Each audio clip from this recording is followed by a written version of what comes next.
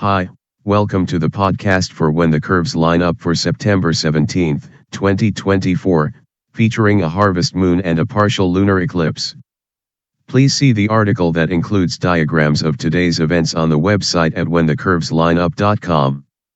Text by Jeffrey L. Hunt. Events are described relative to sunrise and sunset. Find those times in local sources. The moon, one of the first celestial bodies that children are taught to identify, has a busy schedule during the nighttime hours. Before sunrise for sky watchers in western North America and Hawaii, see the lunar orb occult or eclipse Saturn. After sundown, as it nears perigee, closest to Earth, and its full moon phase, this month known as the harvest moon. In recent vernacular, it is called a supermoon. The moon is closer and brighter, but these effects are not easily observed without photography and instruments to measure the moon's brightness. From Western Africa and Europe across North America and South America, the moon schemes into Earth's shadow. Nearly 10% of the moon slides through the shadow's darkest core, known as the umbra. It may take a coppery orange color, although the full moon's intensity may overwhelm the skimpy eclipse. The prophetic term blood moon has been revived in the popular press to describe a total lunar eclipse. Lunar eclipses are usually more orange than red from filtered sunlight streaming through Earth's atmosphere to gently light up an eclipsed moon. A truly blood red moon would be an interesting sight. The combination of all of these events will yield word sandwiches like blood harvest supermoon, a harvest moon Whatchamacallit. The moon is near perigee. The seasonal full moon is named the harvest moon, and the moon experiences a partial, not total, eclipse. In addition, a wide Venus-Spica conjunction occurs during bright evening twilight. Here is today's planet forecast. In the morning sky, 2 hours before daybreak, the nearly full moon is less than 15 degrees above the west-southwest horizon. Saturn is 1.3 degrees above the lunar orb. Look carefully for the planet. From eastern North America, the moon sets about an hour later. From the western regions, the lunar orb occults or eclipses Saturn. In Los Angeles, the occultation begins at 4:10 a.m. Pacific Time. Saturn reappears at 5:05 a.m., over 90 minutes before sunrise. A telescope or spotting scope is needed to see the event. As the moon sets or about an hour before sunrise, bright Jupiter is high in the southeast, nearly overhead. It is the brightest star in the sky this morning. Only the Sun, Moon, and Venus are regularly brighter.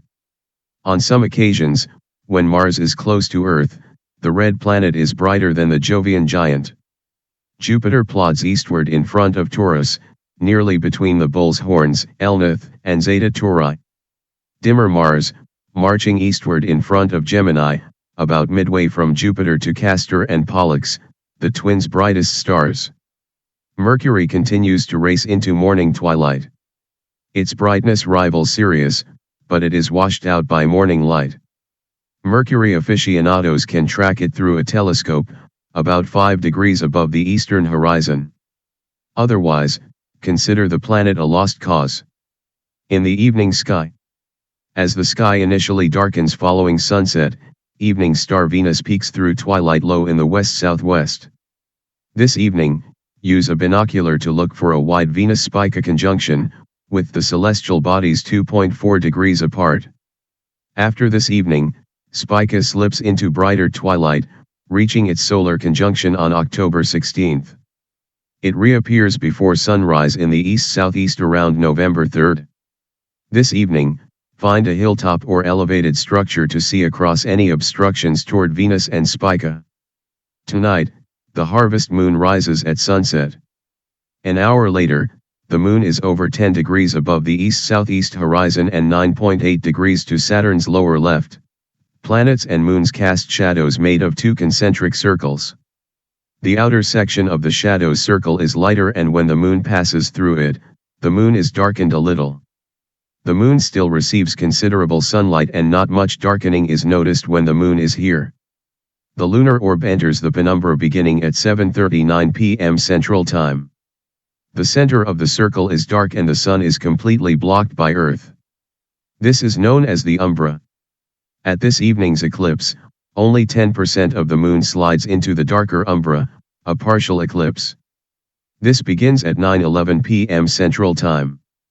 The maximum eclipse occurs at 9:44 p.m., ending at 10:16 p.m.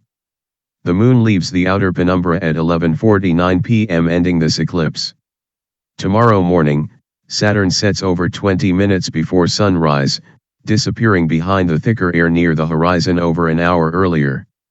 The bright moon is in the sky all night, appearing about 15 degrees up in the west an hour before sunrise. Thank you for listening. Please read the articles at whenthecurveslineup.com.